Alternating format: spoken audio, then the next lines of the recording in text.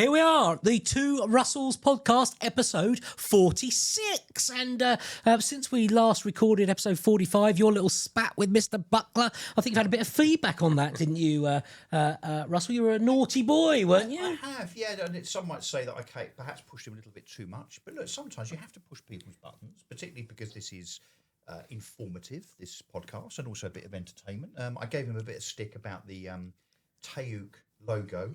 I still think that's funny.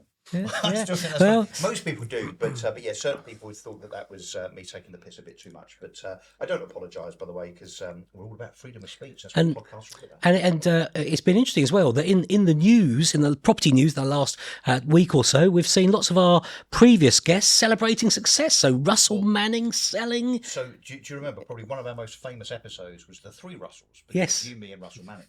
And we need to take the credit for some of this, Jervis, on the basis that we it's about a year ago, that we teased Russell Manning that he is bound to be looking for an exit. Lo and behold, a year later, he's been in talks, it turns out, with LRG and has just sold to them. So I think we deserve some commission. Yeah, well, maybe. Checks in the post, as they say. And we saw Gareth Samples getting a Lifetime Achievement Award, Chris Watkins picking up awards, various people that have been on picking up awards, Kirsty picking up her award. Well, so fantastic. Maybe that's a sign. Get on the Two Russells podcast.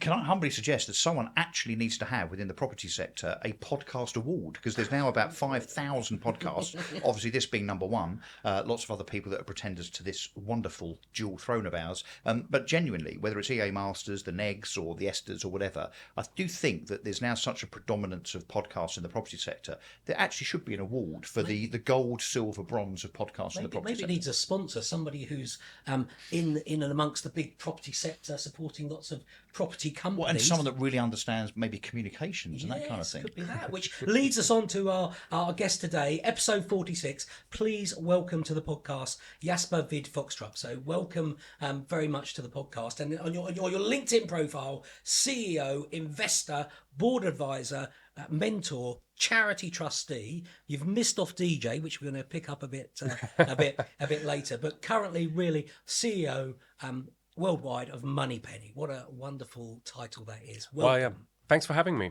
Great to be here. We can talk about the sponsorship at another time. Yeah. So tell us a bit about Moneypenny. Look, most people in the sector will know who you are and what you do. Yeah.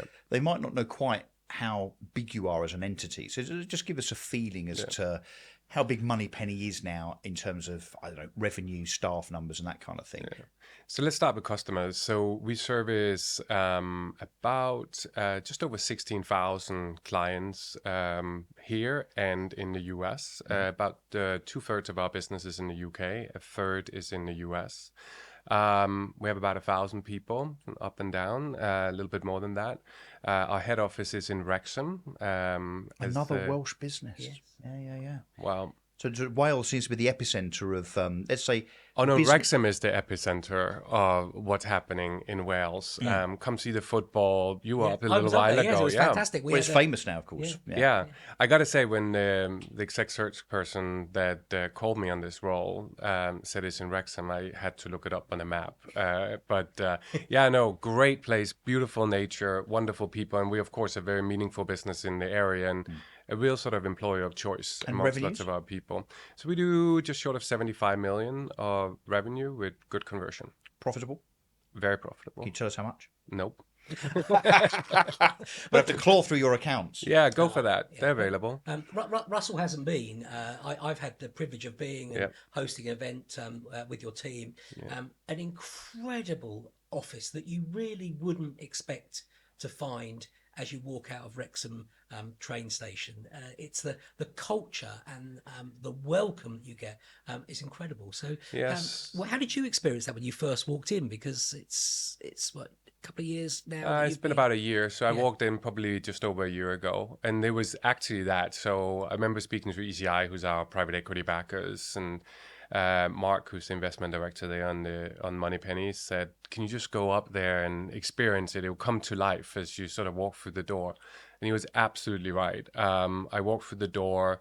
got greeted by actually the very first PA that worked in the business. She now works on the front desk or on the reception. Sorry, but back 20. I mean, you got behind you a logo that says 25 years. You've got a PA that's been in the business for 25 That's years. exactly right. So she Wow. was our first PA in the business. Yeah. And she's done a couple of different jobs. She's not a PA anymore. She's now managing the reception desk with her colleague, and really making Moneypenny, especially when you walk in. So you She's said the director of first impressions, isn't she? director of first impressions. We should give her that title. Yeah. I'll think about that. They'll do it jointly, actually. Right. But those first impressions are so important. And I was saying before we got started, we have so many different clients in property. In the UK, we have 3,000 property clients, probably about 120 people servicing that space. But we also in healthcare, in financial services, in legal, a whole bunch of different stuff. In the US, we have people who use us for the emergency button in elevators, and we have to have empathy when we talk to them. There's so many different ways that we either convert sort of leads or deal with emotive situations, do legal or healthcare take-in. I could talk all day about that. But back to your question, sort of walking through the door, and hopefully you had that experience. You walk into that atrium, it's nice, it's light, it's airy. There's lots of people that hopefully look happy. And is the they whole thing typically open are. plan? Because I've not been there, so I'm just trying to get a There's visual huge We idea. have- atrium as you go in. Yeah. Yeah, Huge so- atrium as you go in. A pub. What, within the... Yeah, we have the dog and business. bone.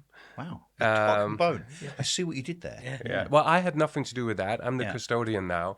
But Ed and Rachel, who started the business, brother and sister, they had exactly that experience of how do we look after our people? And if we look well after our people and make a fun, engaging, caring environment, they're going to look after our clients So really well. is it a genuine culture, not just paying lip service to culture like big corporate businesses do? Is it genuine? If I could take this bottle and empty it out of water and then put the culture inside it, I generally think that could be another revenue stream for this business with the culture. Yeah. What, as in teaching and promoting culture?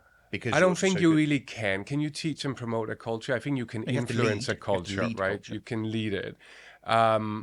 I think it's very inherent in everything we do, right? We look after our people. We don't give them scripts when they have conversations.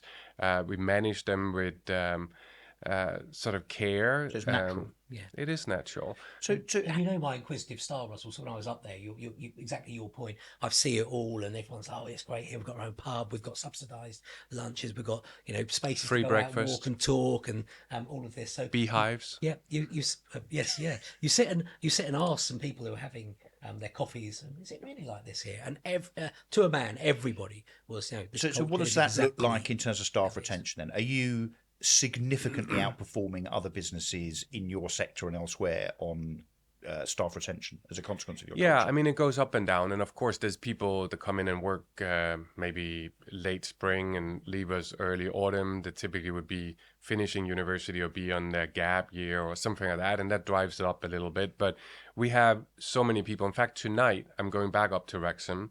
And we have about 120 people getting together who's all served a minimum of 10 years. So it's everything 10 to 20 years.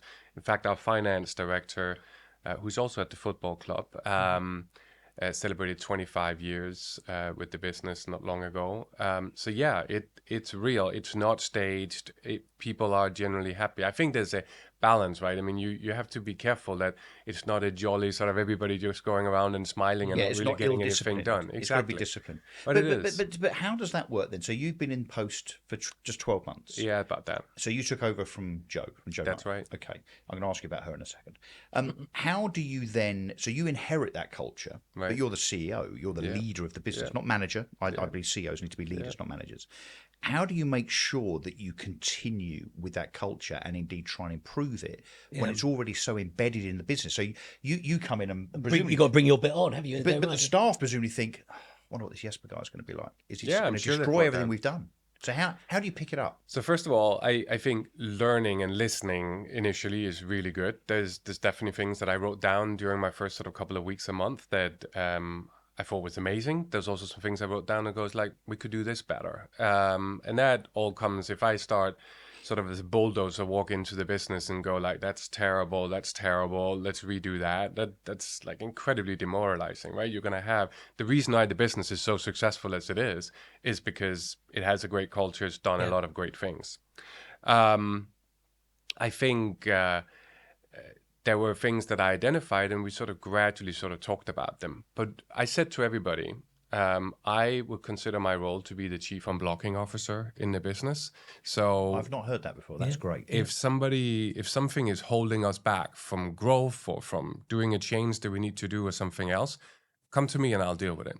Two, we have a large amount of people, right? Both here and in Atlanta and Miami and sort of scattered throughout the US as well.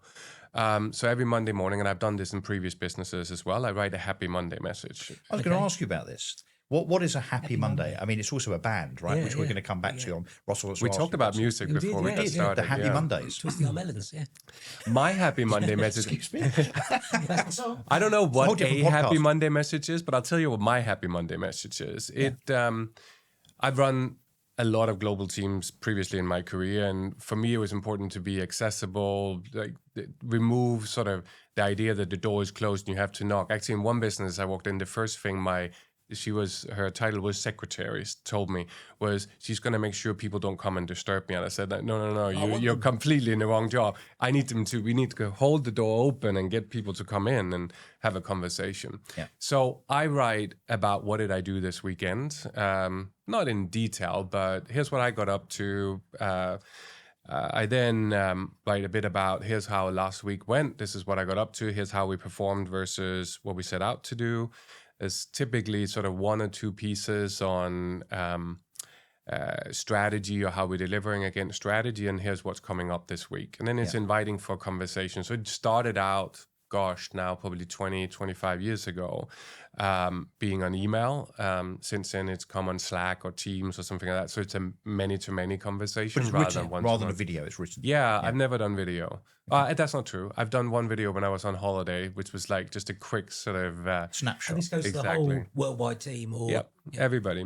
So that's one thing I do. Second, to the people that work directly with me, I tell them that 10% of their job is to disagree with me. Now that can seem negative. I see it as positive because I want that challenge, and maybe less so for Moneypenny, but more so for, especially when I've been having Asian teams, there's a lot about sort of remove the fear of disagreeing. And that worked well as well. So we have encouraged sort of really strong dialogue. It's pretty direct. So is it kind of a truth to power thing? Speaking truth to power? Yeah, maybe. I mean, back to my point, I don't see myself as a power. So I don't build the power map. I'm not the one sitting on a throne and sort of yield the power and make decisions sort of arbitrarily. I like to have the conversation. I'm not worried about making a decision, and whether I get 70 or 80% of the information, and I'm probably pretty happy to go. What I don't like is just these endless long conversations or meetings with no data. That doesn't feelings help. And supposition. Yeah, it's good to have gut feeling, right? But let's base it on some input. Informed. Exactly that. Yeah. So that's where you are today. But where did it all start for you, Jesper? So where did your journey begin? So I was born in Denmark. My dad was a doctor. My mother was a university lecturer. I have a brother who's 5 years younger than me. And while I was growing up, we moved around a lot because my dad was doing residencies in different hospitals as part of qualifying as a doctor. And then specializing as an ENT now, or was. He's now retired.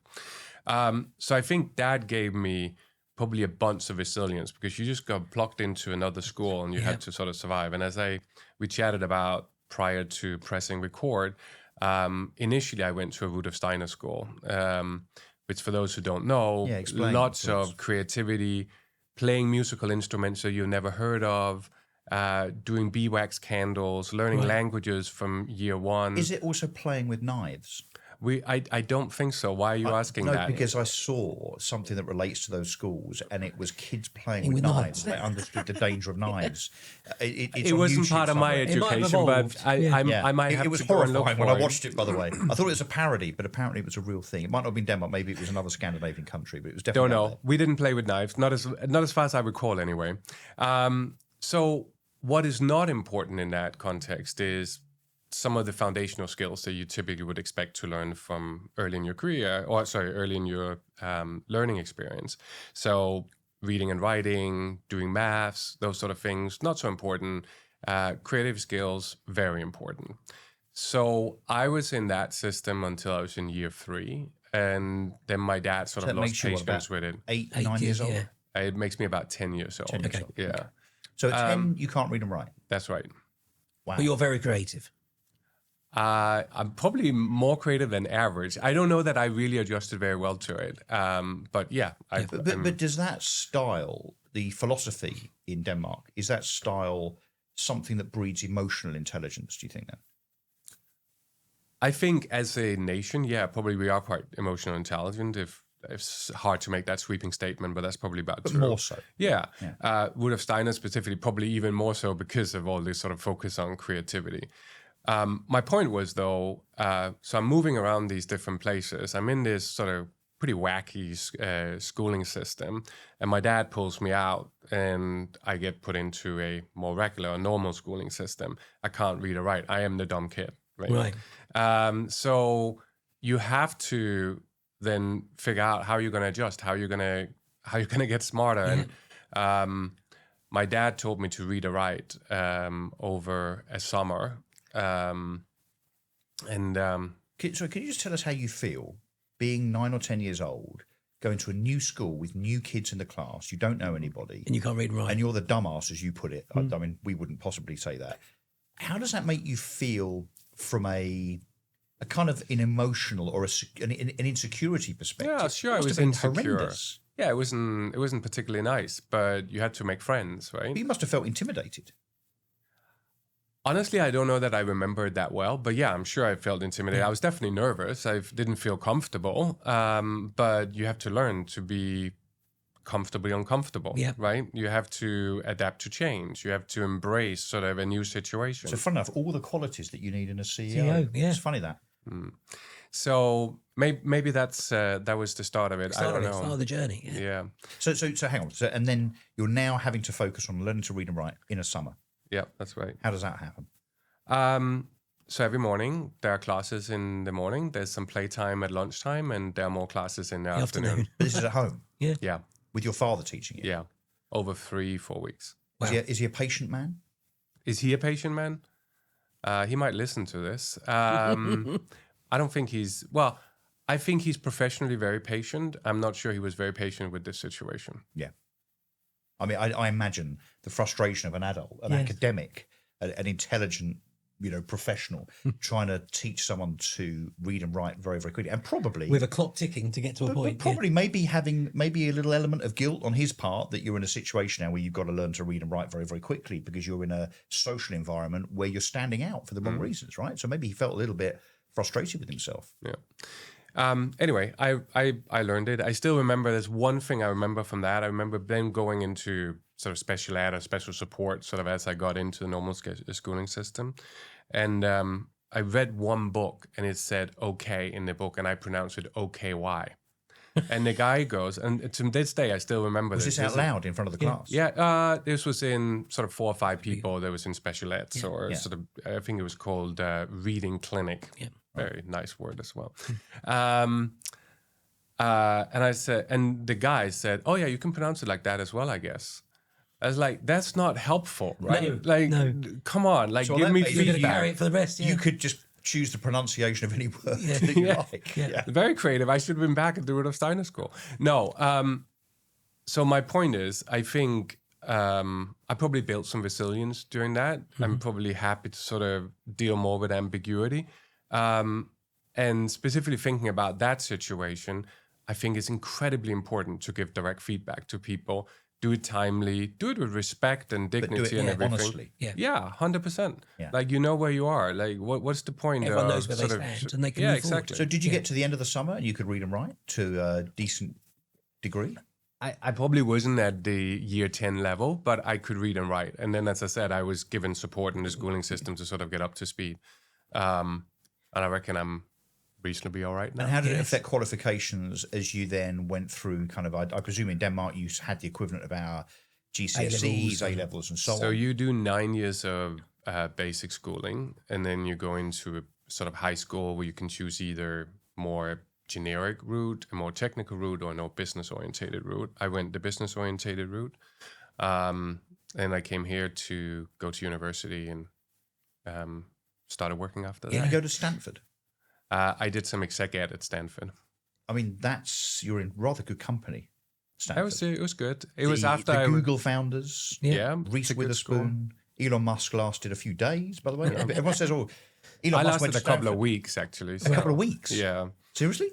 yeah. No, it was an exec ed course. I was going to say on purpose. You didn't get thrown out. No. Wasn't that reading writing thing again? It wasn't the reading writing. This was after I did my MBA at London Business School, so I reckon I was all right. And where was the mind turning to, looking to work and where I want to head, where I want to be as the rest of my life? Where am I going to ply my trade? Yeah, so I initially wanted to be in travel. I actually did work in travel for about 15 years, but I remember there was a work experience in school, and I was at an airline. I said to my dad, I really like this. This is good fun. And he said, yeah, I guess it's all right if you want to sit in the ticket office for the rest of your life. So that was feedback to your point of being good. sort That's of good direct. perspective. I then wasn't really sort of enjoying school a lot. So after my sort of initial 9-ish years, I went to the business sort of specification at high school. After a year, I took a year out, and I went and became a exchange student in the US. And you sort of randomly get allocated a family. Okay. I got allocated a Jamaican American family in Detroit, Michigan. I don't know if you've been to Detroit, but No. in the early 90s... It's not what it was now, apparently. Say that again? It's not what it was. It's not what it was. As in, I think it's it was declined. really great. Then it's declined, and now it's actually a place you should go for a weekend. Oh, is it? Oh, Is it is back it? in the Yeah, way? you're it's right. really No, done well. I read because of the auto industry, right? Yeah, auto industry was boom time, right? It was, But then it wasn't. Exactly, it was Motown, it was Boomtown, it was doing really well. When I was there in 92, 93, it was not good. And after some investment from the founder of Quicken Loans and stuff, done incredibly well and been regenerated after the GFC, it's I would go for a weekend. It's worthwhile. Anyway, my point was, I learned a lot that year. Here was this Caucasian white kid coming out of Scandinavia, having not seen a lot of racial diversity, and I saw a lot and learned a lot about minorities and racism and a lot of different things, cultures, lots of that. I did a senior year in high school there. I also learned, that probably was what kicked me back into, you need to sort of do some more work academically. The level of that senior year of high school was not great. I actually had falling grades in English as I left Denmark. And I came back, I had amazing grades, but even there, I got pretty amazing grades throughout the time. And I'm not sure that I was that amazing. Right. What you're saying, because the bar was low. Yeah. Lower. Right. Yeah. Exactly that. But so when you go, I mean, was it a school predominantly with black students? No, it was, I was in... Actually, the family was both medical professionals. Ironically, the dad was an ENT, exactly what my biological dad was. No, I ask because it sounds like you're almost back to a situation in education later on in life that mirrors the situation that you were in before, in terms of you being maybe in a different environment where you feel kind of out of your comfort zone. I was definitely out of my comfort zone. I don't think, I mean, this was mainstream school, 2,000 students or something like that. So it was just about fit in again. Well, fit in, find people that you could associate with and thereby sort of fit in. Grab onto them and... Exactly. Yeah. But again, a huge difference in demographic culture versus what you come from in Scandinavia. Yeah, very true. But beneficial.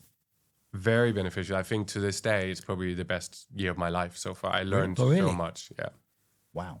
It taught me so much about different cultures. It was the first time I lived outside my home country.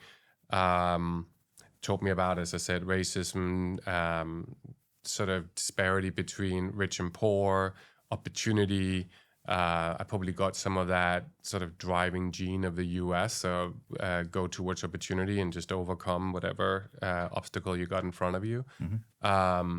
Just a lot. It taught me a lot about commercial ventures and economics and It's customer experience. It's Lots of different incredible stuff. that we don't encourage it more here in terms of exchange students, so that they see a more rounded view of the world, so that they become more, I don't know, more experienced, more cultured, more tolerant. I mean, it's amazing that we don't actually It's funny when I promote think that. about it, because my parents had exchange students for about 15 years that came to live with us.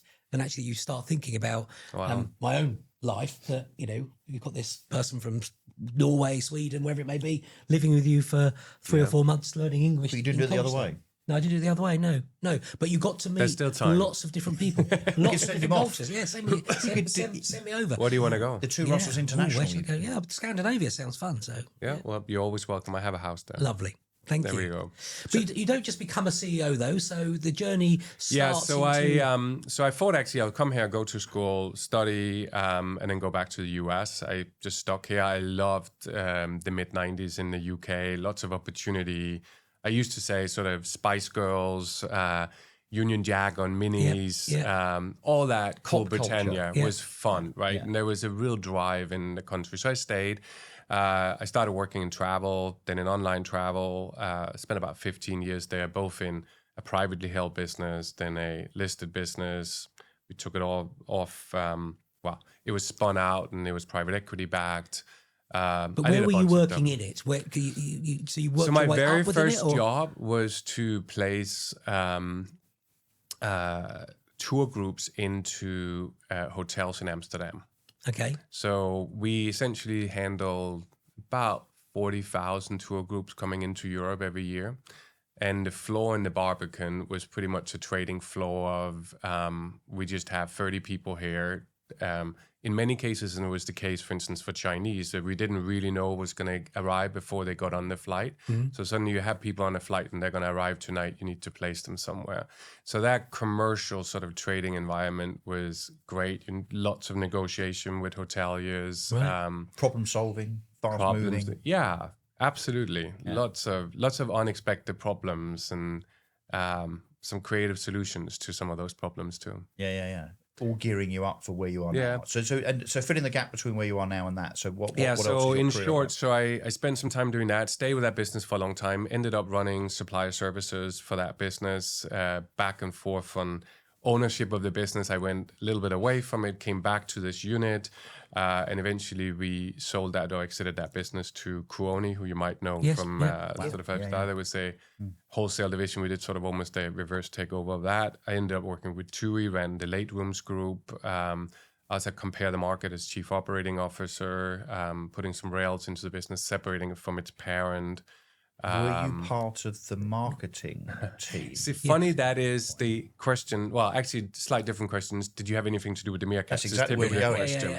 question. No, I was not in marketing. I was the sort of slightly dull person that came in and said, "We love the Meerkats and the celebrities that we put on TV and out of home, but we also need to do performance marketing, and we also need to set up a risk and compliance function as part of the sort of separation from the corporate parent." So the business put was digital therefore in. still kind of young and in startup mode almost. Yeah, it was probably in growth mode, I'll say. It did several hundred millions of pounds in revenue.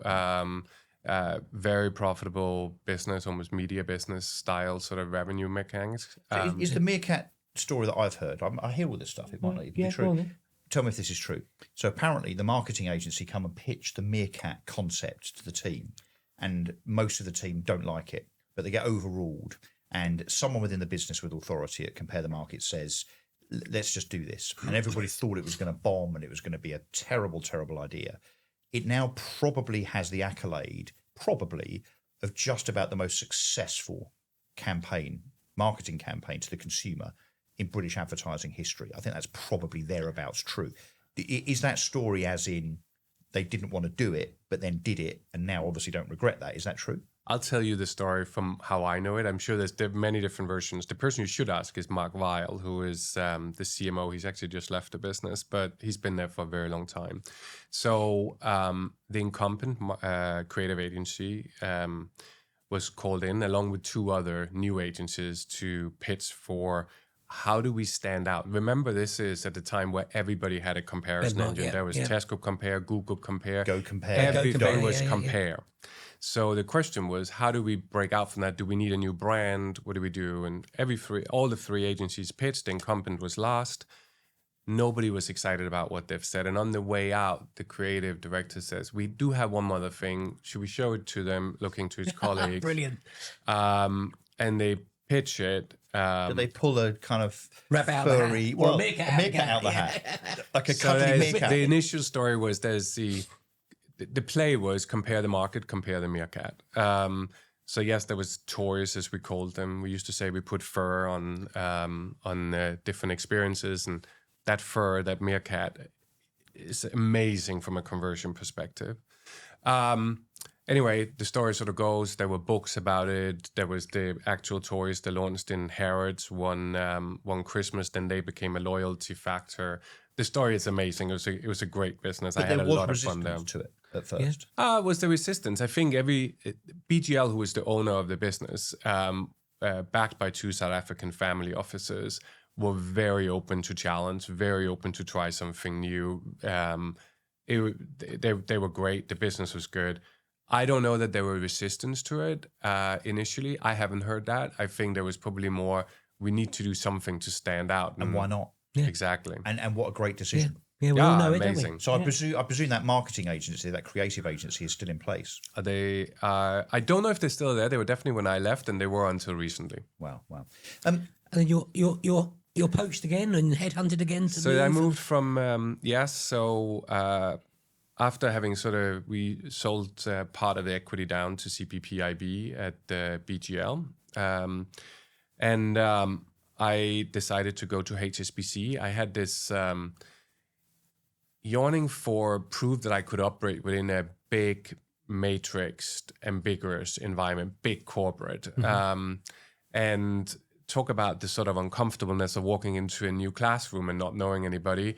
That was probably similar. You walk into HSBC. And then, I mean, at the time, I think we had, when I joined, 285,000 employees, all separate businesses throughout the world with separate balance sheets, separate technology stacks. And I was drawn to the vision that we were building in the digital team of one banking platform for retail banking throughout the world. And my job was essentially to monetize the investments that was being made into those digital experiences. If you imagine you walk into a branch and you speak to the teller to put money in or withdraw money, that still happens in some countries, right? Sometimes you walk and speak to the banker if you need a mortgage or if you need a loan or something like that.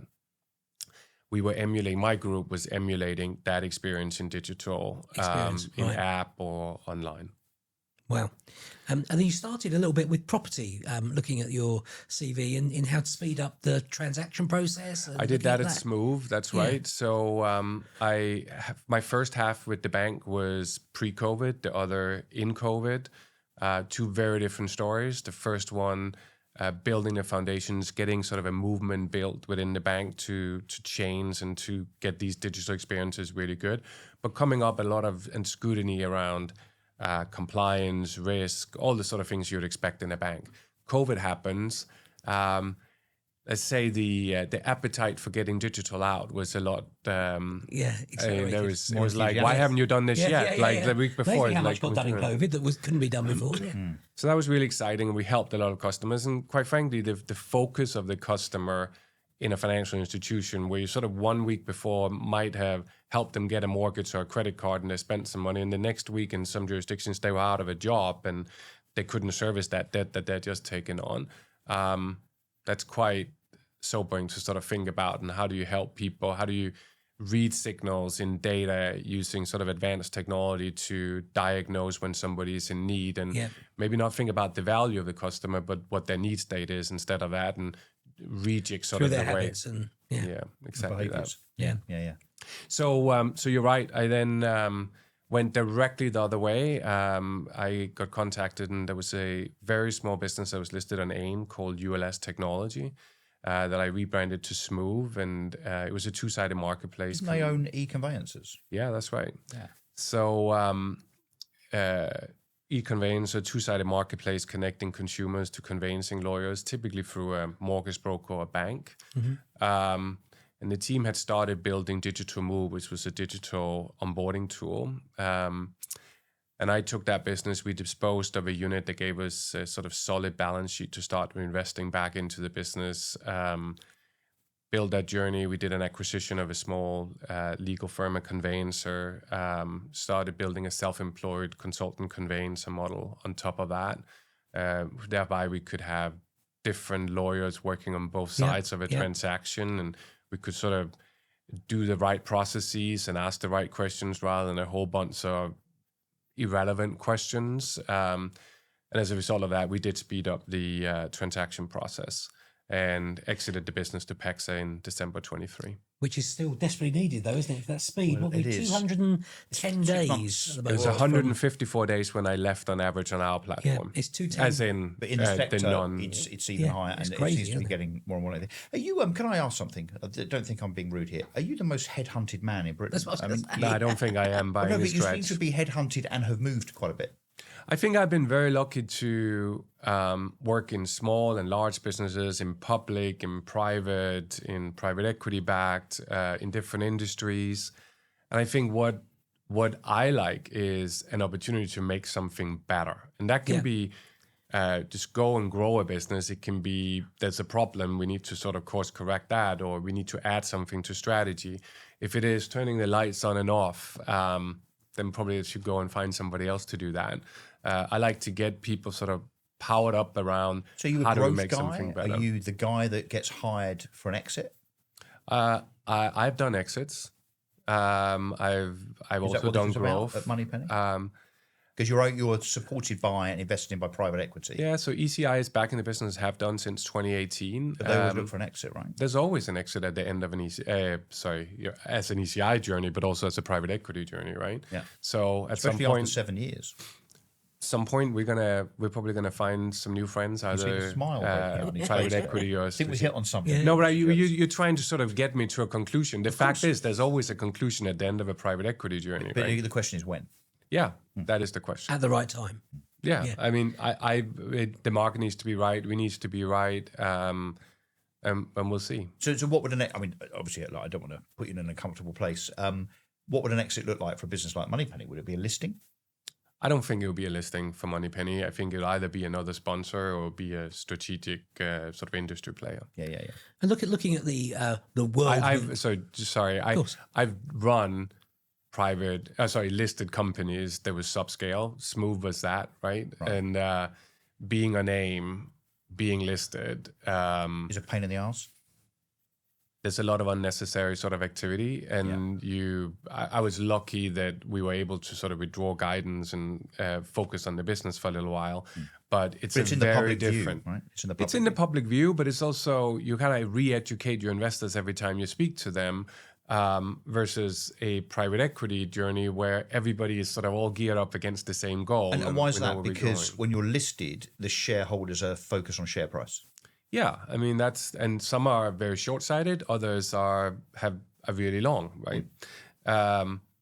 It's just a lot of different stakeholders that you don't really control whether they are stakeholders or not, and they can be there one day and not there the next day. Yeah, because you So it's a effectively lot. have one shareholder, right? Yeah. Yeah. Wow. Yeah. Thereabouts, yeah. Yeah, Jesper, if we peel that back for a moment into you, the person. So obviously you're very busy, worldwide CEO doing that, but you also are giving back a lot as well, aren't you, as a board trustee, charity. So tell us a little bit about how you find time to do that and why you do that.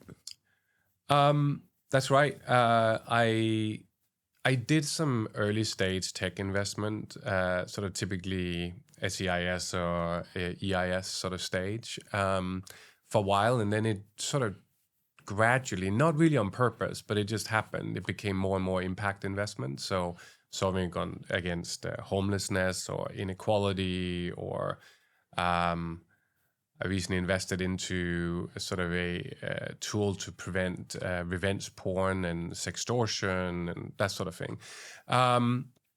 So yeah, that's gradually gone, and I think that's probably been a quest of I I think I'm pretty comfortable, right? And I feel that I need to give something back now. And if I can do that and sort of help growth in other areas, that's attractive to me. As it relates to charity work, yes, I'm a board trustee of Project Access, which is helping people that are less fortunate that just don't know that there's an opportunity to go to an Ivy League or Russell Group school, helping them understand that that is a possibility, and then going through the application process and getting onboarded into campus. And it is amazing to see some of those journeys. I was on the board call a couple of days ago, and we were just talking about the impact. We just had a new CEO join the business. It's largely a volunteer organization. And last year's cohort, we now have people that are at Goldman Sachs and Citadel and lots of other sort of great organizations and making an impact. And if we can have them sort of pay some of their experience back and some of the earnings they're going to get to make that impact even better, wouldn't that be an amazing place to be, where people are having access to an opportunity where they otherwise wouldn't have? No. Exactly. Oh, well done, you. Fantastic. The buzzword in the marketplace, bring back to our predominant audience around property, estate agency sales, lettings, financial services, is AI. So where Moneypenny obviously investing heavily in that area, whilst also investing heavily still in your people. So where do you see AI enabling the industry? Yeah, I think there's a lot of hype around AI, right? There's lots of people. It's a little bit, I remember I was advising a water company in the UK some years ago, 10 years ago or something. I sat down to the CEO, and over dinner she said to me, should I get an app? I was like, well, why do you want an app? Well, it's just I sit on these, my colleagues, they all have apps. My sort of CEO colleagues in wherever this CEO was based. I said, well, I think you need to start with, why do you need an app? What is the problem you're trying to solve? Why does the consumer need an app? So it's similar with all sorts of other technology as well, right? Including AI. Like it's amazing the progress that's been made in AI, but it hasn't happened since, what was it, October, November 22, when ChatGPT sort of went consumer launch. It happened a lot before that. When I was at the bank, we used a lot of it. We might not have called it AI at the time, but it was AI, right? So at Moneypenny, also applications, we use it a lot in our, let's call it back office. My colleague won't like that I call that back office, but everything that's not our PAs sitting answering calls and live chat and whatnot. So in marketing, we use it a lot, both for prospects, for content creation, for video editing, for some of the case studies we do, tons, equally across a number of other functions. What I'm most excited about is actually what we do for our PAs. So I'll break down our efforts in sort of 3 buckets. The first one is getting more information of our clients. So imagine that you have these 3,000 estate agency customers that we got in the UK. Getting more of the information that they have. It could be the properties they list, it could be their opening hours location, the market segment, whatever it is. Today, that all have to fit into one screen. Yeah. Now, we have an AI-powered knowledge base where the PA can just, in natural language, search for it. And we're starting also to have, or we will start having, listening to the conversation and then pop sort of information that is more relevant to that issue that the PA is dealing with. So that means a couple of different things. For the PA, it means less stress, more focus on the caller, on the person they're dealing with. For the client, it means we can hold a lot more information so we can solve more problems. So if you think about the sort of evolution of Moneypenny, we used to be great, and we still are, at answering a call, taking a message, passing that message to the client. Increasingly, we're answering the call, speaking to the caller, and resolving the issue. And that could be anything from, in the context of property, a maintenance request, or it could be a lead, it could be anything, and we can drop it directly into the property CIM. So you've been proactive rather than just a messenger. Yeah, exactly. Do you not see a time though when AI can answer these calls and do it without you? Let me get to that in a second. So that's sort of bucket I love the one. fact you've told Russell off. Go on. Yeah. Bucket 2, just summarizing messages, right? Like making sure that the right message arrive with either in the CIM or via email, text, or whatnot. So again, that's probably more an efficiency play and accuracy play. And then to Russell's point around can AI answer calls? Yeah, it can. We No, have. but will it? Do you see it as a threat? Is my question. It's not a will it. It happens right now. We ran a beta. It was one of the things I was very drawn to as I came to Moneypenny. Was we also need AI voice agents a part of our to also be with our real people. So we put in beta a couple of months ago our AI voice agents. We have a good group of beta customers, actually quite a lot in property too. And we learned a lot through that, including probably valuation request is not the right thing to put to an AI agent because that's a really valuable piece and they should still be handled by a human. And we do that for a lot of customers. But unscripted as well. You mentioned earlier you don't have scripts, which no, we don't do scripts. Having had in the US, we do a little bit more scripts. We don't do it in the UK. So we now in commercial launch, the agents, the voice agents are live. You would have seen that at EA Masters. I think one of you said I've been to saw the stand. It was probably, we're trying to sort of position it very clear that there's a lot of our frenemies or logos that's doing similar to what we do, will argue less well, with people. We think there's still a huge piece for real people, as I've just talked to. I don't think that's going to go away in the near term, if at all. AI voice agents can do a lot of stuff. There's sort of attribute-based information. It can take a message. It can convey information. Uses the same architecture, that knowledge base that I talked about before. So we have consistency between AI voice agents and real people. We believe the sweet spot is right in the middle, and I'd argue that sort of Venn diagram, that joint is Moneypenny. The bit in the middle is you. Yeah, exactly. So AI being supportive of human beings. It's supportive, but it can also take some of the calls. And we have clients that just have AI voice agents, especially in the hospitality space. But that superpower we have in the middle, great people and great technology, is really what makes a difference. So imagine that you were just with there's a couple of sort of just technology, actually that's quite a lot of just technology, AI voice agents. Once they reach the need where they need to escalate into a human being, they chuck it over the fence into the client. Then the client has to start again. Terrible customer experience. What we do, we sort of seamlessly transfer it into a human if it needs to. We give the PA, here's why it escalated, and here's where it got to so far. Yeah, so you don't have to backtrack. Seamlessly pick up the conversation. Exactly that.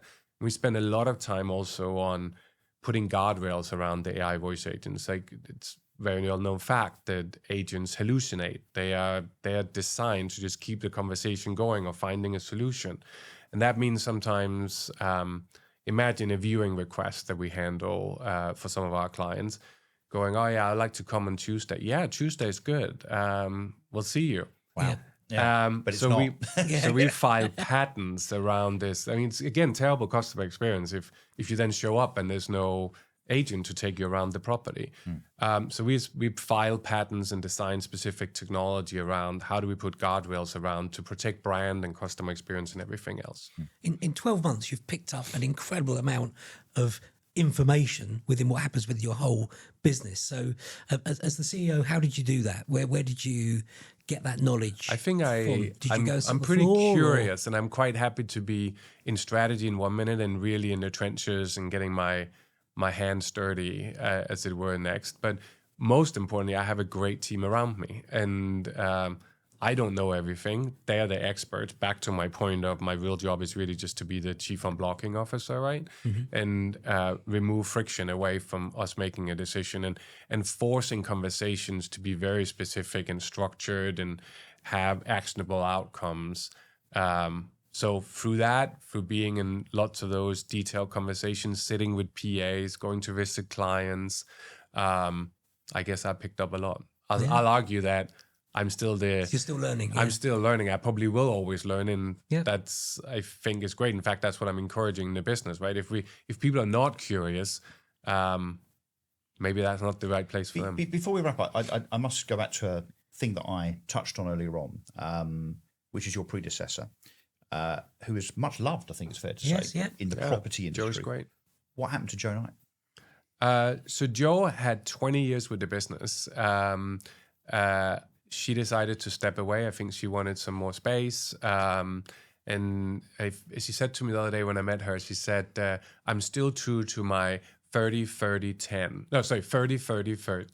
No, I'm getting this wrong. 30, 30, 30, 10. Yeah. 30% being in a commercial enterprise, 30% doing something for good for society, 30% spending time just traveling, and 10, I don't know what she's doing with her 10. Oh, yeah. Yeah. Probably. Yeah, yeah. Because she needs that after the 30% of traveling, right? Yeah, yeah. And I think that's wonderful. If you can get to that point, and she's very involved in the local community. She is on the committee, if that's what it's called, for Wrexham being the cultural city of 2030, I think. Yeah. She's So you're doing in a lot touch. of stuff. You're still in Oh, touch. yeah. Yeah, Absolutely. Great. She's doing well. She's at Property Academy now. Right? Yeah, that's right. I think they call it Leaders Inc. now. Leaders That's Inc. it, Leaders Yes. Inc. Yes.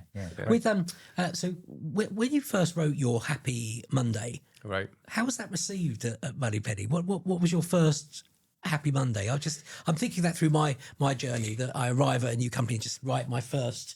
This is what I did at the weekend. People would be, well, that's really open, or who's this? Yeah. So we're using Workvivo now, which is like Facebook had Workplace, I think it was called, and we transitioned. So first of all, it was like there's a social channel, people are having conversations. First of all, so I'm trying to ask for permission to be part of the conversation. And I was very explicit. This is what I do. I'm really glad to be here. This is my observation so far. You should expect on most Mondays to receive this, and I haven't missed a Monday so far. So including the one where I did a video from sort of being on vacation. But And you feel that really breaks down barriers for people to? yeah, it allows me to have conversation, right? And I use it also to some of the more difficult conversations of this is what's happening in industry or macro, or our conversation around AI. That's pretty scary, right? For some people. So here's what AI do. Here's my view of it. Let's have a conversation. Out of it recently came, I sat down with, I think we were 14 of us that sat down and talked about how does AI impact our business. But having those very frank and open conversations are really, really important to me. And there's another thing you do at 5:20 every day. Oh, Today, you've done your research. I Yeah. have. Today at 5:20, you are going to write a note to yourself or think about the following, which is whether today has been a good day or bad day. That's Has right. today been a good day so far? So far, so good. I did have travel issues coming here, but we're not going to let that. Now explain the be an rationale. issue. So you've got a repeating diary note Monday to Friday Yeah. every day, 5:20. Yeah, that's right. So it says good day, bad day, question mark, at 5:20, and it allows me sort of just time to reflect on today. Did I make a difference today? Did I do something different? Did we move the agenda on? Was there something that sort of subtracted? I mean, it's really open. It's time for reflection for But me. do you do it every day? Oh, 100%. Yeah. I'm very disciplined around it. And And you I recommend it, why exactly, to people watching and listening to this? for me, I don't think it's necessarily going to work for everyone, right? But it's a tool for me. For me, it's a tool to say, and it probably goes to the point that we maybe talked about more before we got on pressed record. I think you probably put me in the category of people that's pretty driven, and I want to make sure that I Stay there. that I keep pushing the boundaries. And Do you if, see it as if a today progress marker? it's probably more have we progressed today? Yes, that is true. Yeah. Have we done something different? If I haven't moved the agenda on today, that's a lost opportunity, right? And I have to reflect on why did that not happen? That I end up just spending time on stuff that was urgent rather than things that was important. Yeah. I'm a famous strong matrix. believer. Yeah, I'm a strong believer in this other piece, right? You should only do what only you can do. No, but I think it's a fantastic thing to do and to recommend to others, to take stock of what you're doing, to evaluate whether the stuff you're doing is actually productive and worthwhile. Yeah. I think progress and feeling that you are progressing in life, career, or whatever is a really, really important thing to do, Yeah. particularly for entrepreneurs and people that are driven. Yeah, I agree with that. I also think that one sort of thing to consider is that can cast a shadow, right? And not everybody is thinking or feeling or wanting to do the same thing. And just because that I am happy, I don't have kids, I work crazy hours, those sort of things.